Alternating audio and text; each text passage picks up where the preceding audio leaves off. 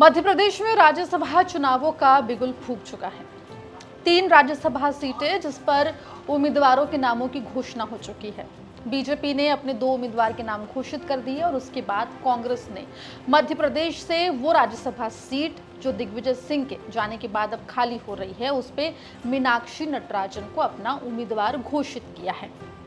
लेकिन राज्यसभा चुनाव अब मध्य प्रदेश कांग्रेस अध्यक्ष के लिए गले की फांस बन गए।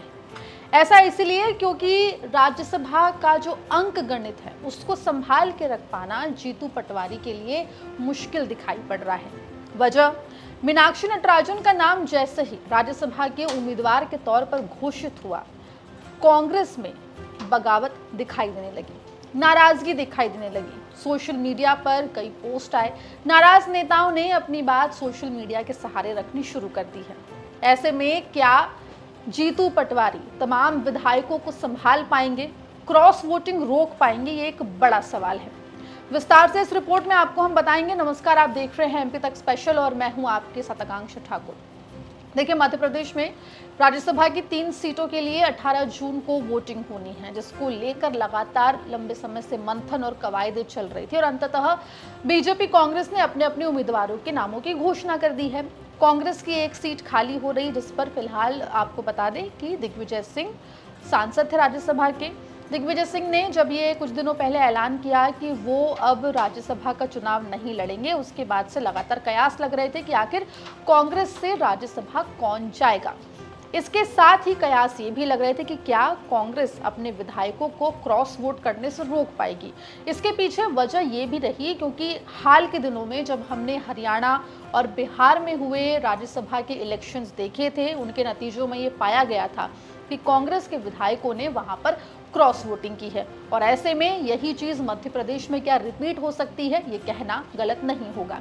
फिलहाल आते हैं मीनाक्षी नटराजन पर। तो देखिए, कांग्रेस ने अपनी पुरानी और दिग्गज नेता मीनाक्षी नटराजन के ऊपर भरोसा जताया है।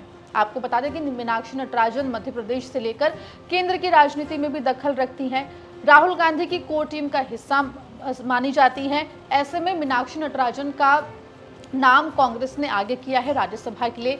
लेकिन अब सबसे बड़ी चुनौती अगर कांग्रेस के सामने है तो वो है अपने विधायकों को संभाल के रखना। और ऐसा इसीलिए भी कहा जा रहा है क्योंकि ऐसा माना जा रहा है कि बीजेपी राज्यसभा की तीसरी सीट के लिए भी एक उम्मीदवार के नाम की घोषणा कर सकती है। आपको बता दें कि अगर अंक गणित देखें तो भले ही तस्वीर कांग्रेस के फेवर में दिखाई देती हो, लेकिन क्रॉस वोटिंग का डर कांग्रेस को लगातार बना हुआ है और ये जीतू पटवारी के लिए फिलहाल सबसे बड़ी चुनौती है कि क्या जीतू पटवारी अपने विधायकों को यहां से वहां वोट करने से रोक पाएंगे या नहीं रोक पाएंगे।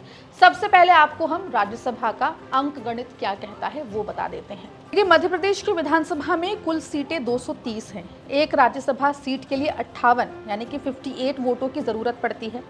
बीजेपी के पास कुल सीट है 165, कांग्रेस के पास 62 विधायक हैं।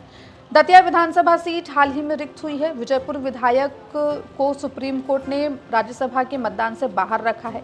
वहीं अगर हम बात करें निर्मला सप्रे की, तो वो भी लगातार कांग्रेस से दूरी बनाकर चलती हुई दिखाई दे रही है। ऐसे में केवल 6 और वोट ऐसे हैं जो अगर बीजेपी अपनी तरफ खींच कर ले आती है तो ऐसे में कांग्रेस के लिए राज्यसभा सीट बचाना एक तरीके से बहुत बड़ी चुनौती हो जाएगा। आपको बता दें, मीनाक्षी नटराजन का नाम सामने आने के बाद सोशल मीडिया पर देखा गया कि कांग्रेस के कई नेताओं ने अपनी नाराजगी जाहिर की है। इतना ही नहीं, कुछ कांग्रेस नेताओं ने दिग्विजय सिंह की भी पैरवी की कि केवल दिग्विजय सिंह ही तमाम कांग्रेस विधायकों को एकजुट रख सकते हैं। इसके अलावा वो तमाम नेता जिनके नाम लगातार आगे चल रहे थे, क्या उनके समर्थन वाले विधायक क्रॉस वोट कर सकते हैं, ये भी डर बना हुआ है। पिछले दिनों राजनीतिक गलियारों में चर्चा चली थी कि कमलनाथ चाहते हैं कि नकुलनाथ राज्यसभा जाएं। हाल ही में छिंदवाड़ा जो संसदीय क्षेत्र है, वहां की जो विधानसभा सीटें हैं, वहां से कांग्रेस के विधायकों ने नरेंद्र सिंह तोमर से मुलाकात की थी, जिसके बाद कयासों के बाजार गर्म हो गए थे कि अगर नकुलनाथ को राज्यसभा नहीं भेजा तो ऐसे में जो विधायक हैं वो क्रॉस वोट कर सकते हैं। ऐसे में कांग्रेस के ऊपर लगातार क्रॉस वोटिंग का डर बना हुआ है। खास तौर पे पिछले दिनों हुए बिहार और हरियाणा के और उड़ीसा के जो राज्यसभा इलेक्शंस थे, उसमें जिस तरीके से कांग्रेस विधायकों ने क्रॉस वोट किया, ऐसे में मध्य प्रदेश में इसका डर और बढ़ जाता है। अब ये देखने वाली बात होगी कि 18 जून को जब वोटिंग होगी तब जीतू पटवारी अपने कितने विधायकों को क्रॉस वोट करने से रोक पाते हैं। यहाँ आपको ये भी बता दें कि 2 सीटें राज्यसभा में सुनिश्चित करने के बाद भी बीजेपी के पास 48 विधायक शेष बचते हैं। अगर निर्मला सप्रे और भारत आदिवासी पार्टी के विधायक भी बीजेपी के पक्ष में मतदान करते हैं तो पार्टी बहुमत के आवश्यक आंकड़े से करीब 8 वोट पीछे रह सकती है और यही वजह है कि तीसरी राज्यसभा सीट को लेकर लगातार अटकलें बढ़ रही हैं। अगर आपको बता दें, ऐसे में बीजेपी ने तीसरे उम्मीदवार के नाम की घोषणा कर दी तो कांग्रेस के लिए बड़ी चुनौती माना जाएगा।